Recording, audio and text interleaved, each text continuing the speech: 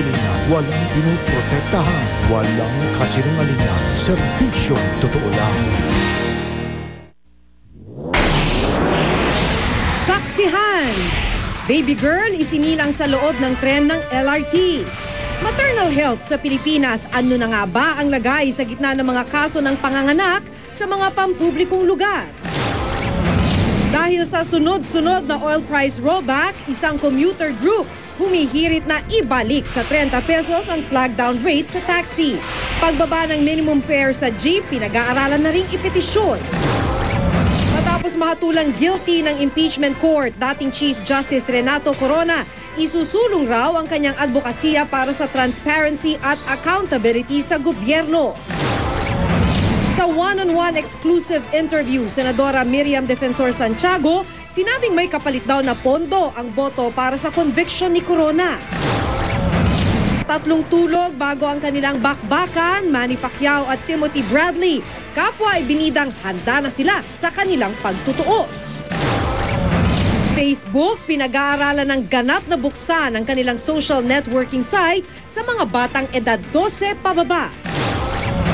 Matapos ulanin ng batikos sa internet at campaign ng isang clothing line tungkol sa magkakahalong lahi ng mga Pilipino, babawiin na.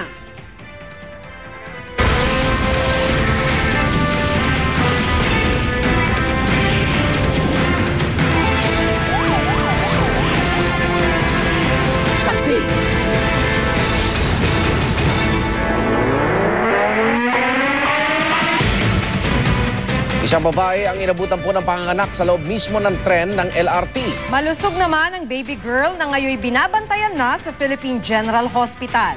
Saksi si JP Soriano. Isang buntis na pasaherong napaanak sa loob mismo ng tren ang nagmamadaling pinuntahan ng mga tauhang ito ng LRT. Sa pagitan ng Libertad at Hilpuyat Station inabutan ng panganganak ang ina, pero sa Pedro Hill Station na tumigil ang northbound train. Pagbukas ng bagon, inilabas na sakay ng stretcher ang pasaherong kinilalang si Angel Hutba kasama ang bagong silang niyang baby girl. Inalalayan sila ng mga pulis at tauhan ng LRT habang kasunod ng live-in partner ng nanganak na pasahero. Pagbaba dun sir, sinalubong namin yung nanganak tapos nilagay namin sa stretcher. Unluckily, buhay yung bata. Masigla naman? Masigla naman sir. Kabuanan na kaya papunta raw sana ng Fabella Hospital ang mag-live-in nang biglang pumutok ang panubigan ni Angel. Nag-text sa akin na masakit na raw. Pero akala ko makakarating pa sa Pavilla. Yun, doon talaga lumabas. Isang naka-duty guard ang nagtawag kung may doktor o nurse sa mga pasahero ng tren. And then it turned out meron yatang nursing student at saka isang nurse talaga, registered nurse. So sila yung tumulong na paanakin yung ating pasahero. Agad idiniretso sa Philippine General Hospital ang mag-ina na kapwa malusog at maayos na ang lagay. Liberty raw ang isa sa mga pinagpipiliang pangalan na mag-live-in dahil sa Libertad, isinilang ang bata.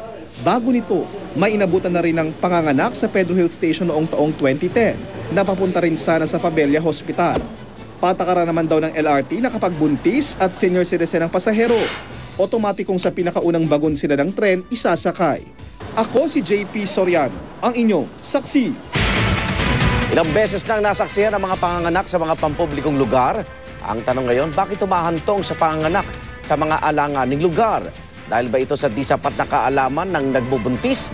O di kaya sintomas ang patuloy na kakulangan sa sistemang pangkalusugan? Saksi si Chino Gaston. Bago ang panganganak ng inang ito sa LRT kanina, may mga nauna ng insidente ng pagsisilang sa iba pang pampublikong lugar. Tulad na lang ng inang ito na sa gilid ng Manila Bay nagluwal ng anak.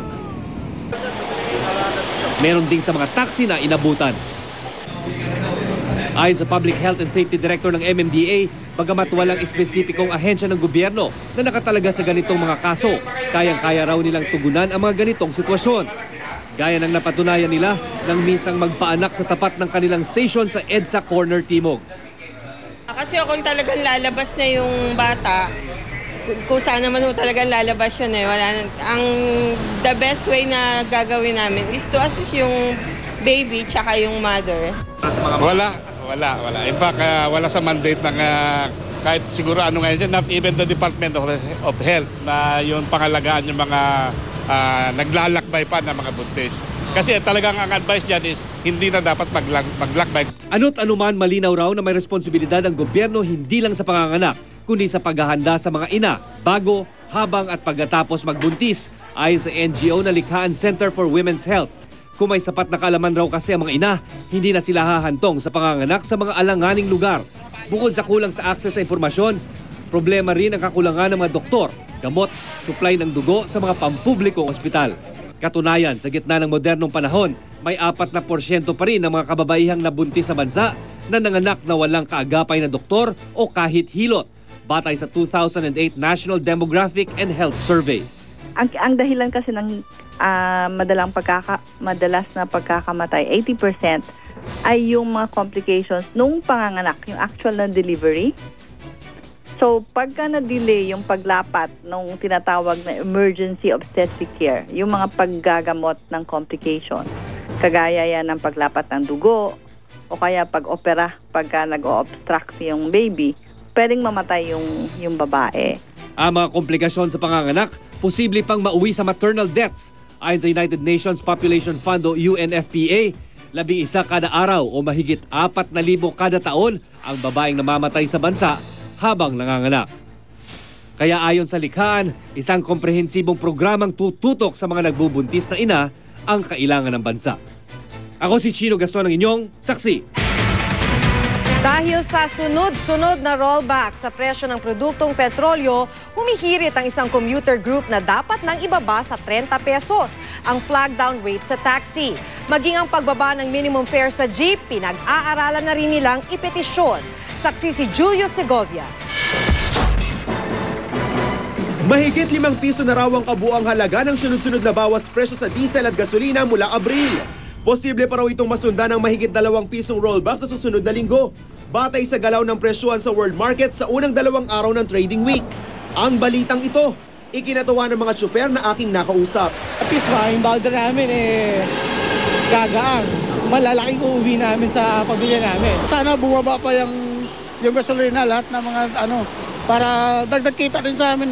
Dahil sa patuloy na pagbaba sa presyo ng mga produktong petrolyo, kabilang na ang gasolina, diesel at maging LPG, isinantabi na muna ng Philippine National Taxi Operators Association ang petisyon nila para sa 10 pisong dagdag sa flag down rate sa taxi. Good news naman yun kasi ibig sabihin naintindihan nila at hindi lang yung sarili nilang kapakanan ng kanilang naasikaso. Sabi ng mga taxi driver na nakausap ko, di naman daw talaga sila pabor sa fare hike. Nagtaas din sila ng boundary sa amin. Wala rin. Halos wala rin kaming kinikita. Wala namang driver na masinso operator lang. Pero ang consumer group na National Center for Commuter Safety and Protection Incorporated, gusto pang ibalik sa 30 pesos ang flag down rate sa taxi. Meron kaming prayer na ibalik sa 30 dahil sa hindi pagsunod doon sa mga terms and conditions noong 2010 approval. Kabilang sa mga kondisyong di raw nasusunod ayon sa grupo ay ang pag-i-issue ng resibo, pag-alis ng batingting sa metro at pagsusot ng uniforme ng mga driver. Pinag-aaralan na rin nilang ipetisyon ng pagbaba pa ng minimum na pamasahe sa jeep mula sa kasalukuyang 8 piso. Yan ay kung bababa sa 40 pesos ang kada litro ng diesel, na ngayon ay nasa humigit kumulang 41 pesos. Ako si Julio Segovia, ang inyong saksi.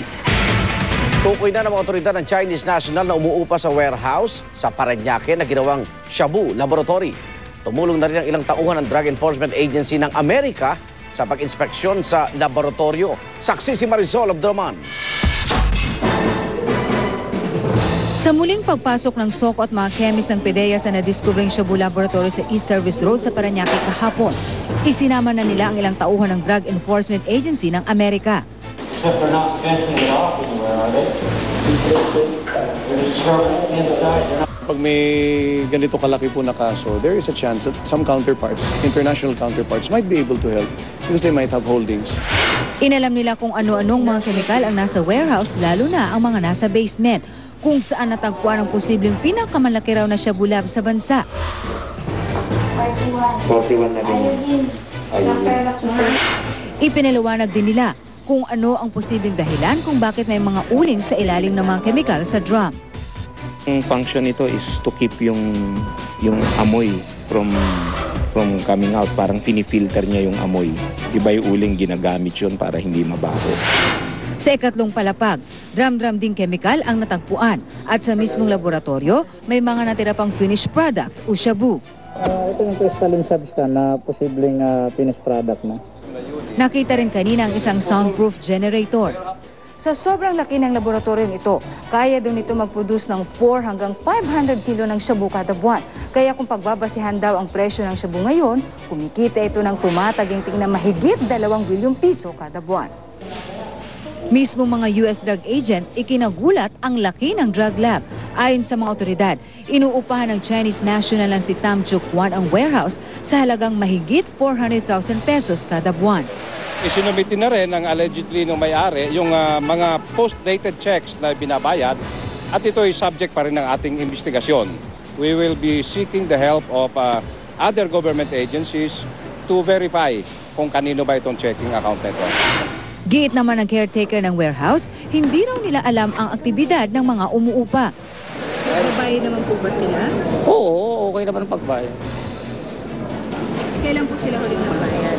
Alam po, ang last payment nila, April, May. Kapwa iimbestigahan daw ang may-ari ng warehouse at ang mga umuupa rito. Ako si Marisol Abduraman, ang inyong saksi.